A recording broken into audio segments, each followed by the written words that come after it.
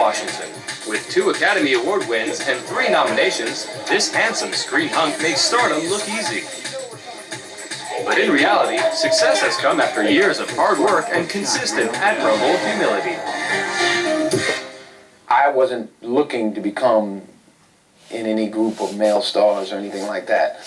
I was looking to become the best actor that I could be. I felt that if I continued to do that, then the other things, if I need them at all, would come. It's no surprise that Denzel is so humble because he comes from a very religious family. His father was a Pentecostal minister, and his name Denzel actually is from his father, who was named after the doctor who delivered him. His mother was a beauty shop owner, and the 2 of them welcomed their second child, Denzel Jr., on December 28, 1954.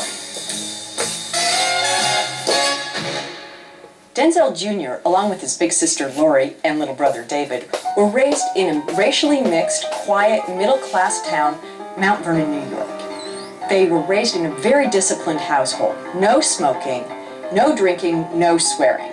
Hanging out in the local boys club and getting a job at age 12 in the barber shop in town, Denzel actually experienced very little racism until he left his hometown.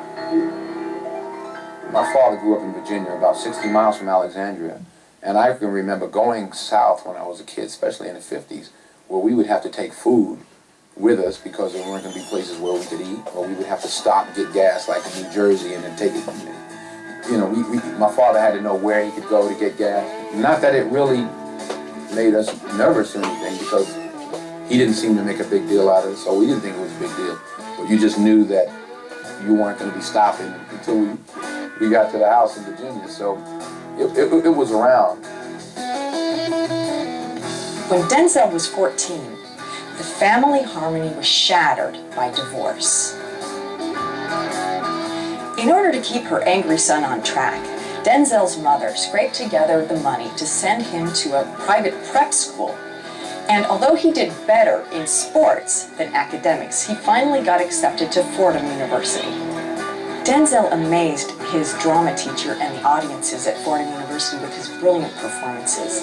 His drama teacher was so impressed, in fact, that he invited a number of talent agencies, and it wasn't long before the William Morris Agency snapped him up. In 1977, Denzel was cast in Wilma, a TV movie about a black woman athlete who was competing in the Olympics. He had a little trouble at first adjusting to performing in front of a camera instead of a live audience where he could absorb their energy and send it right back. But he was helped by co-star Pauletta Pearson quite a bit. After finishing his TV gig, 25-year-old Denzel was struggling to find work, and he almost gave up. If it weren't for Pauletta Pearson, who came into the picture again and persuaded him to pursue his talents. In a perfect convergence of the civil rights issues in politics and just plain old good timing, Denzel was cast as Malcolm X in the play on Broadway called When the Chickens Come Home to Roost. He wowed the audiences. And then again, shortly after that, he was cast in a play called A Soldier's Play. Little did Denzel know that both of these plays would come back to help him in his movie career. Denzel realized that while being an African American may have limited his roles, he also appreciated the long-term benefits of his uniqueness. Keep fighting, you know. I used to think of it this way, like I have an advantage, because they're not going to make me an instant star, you know. I have to fight for it, I have to work at it, which means I get better and better and better as time goes along. You leave them alone. You know, if you're getting the opportunity to do what you love, then keep working at it, and don't worry about having to be the biggest one or the best one. You know, we're always concerned with, oh, who makes how much, and, you know, the A-list or the number one. There's a lot of room. I like the idea of growing as an actor and as a human being. His words came true. All the attention on stage got Denzel a starring role in the comedy Carbon Copy with George Segal.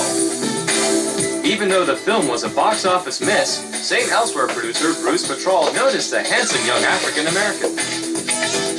In 1982, the 27-year-old was cast as Dr. Philip Chandler in the popular TV series. Denzel was pleased to play a positive role for the black community, and he was also happy to finally have a regular paycheck. In 1983, Denzel married longtime devoted girlfriend Pauletta Pearson, and 1 year later, they welcomed baby John David into their family. Garnering accolades for his work in St. Elsewhere, movie roles started to trickle in. Denzel remembered some important words from fellow African-American actor Sidney Poitier, who said, "Choose your first roles carefully because the very first ones can either make you or break you." So Denzel chose carefully. 99% of what you read isn't good. So a good one is not hard to choose. It's just hard to find. You know, once you find it, it's easy to make the decision to do it. In 1987, Denzel said yes to playing a military attorney in A Soldier's Story, the movie version of the play he had performed in New York a few years earlier. The film was well received. When we come back, Denzel's breakout talent is recognized by the Academy.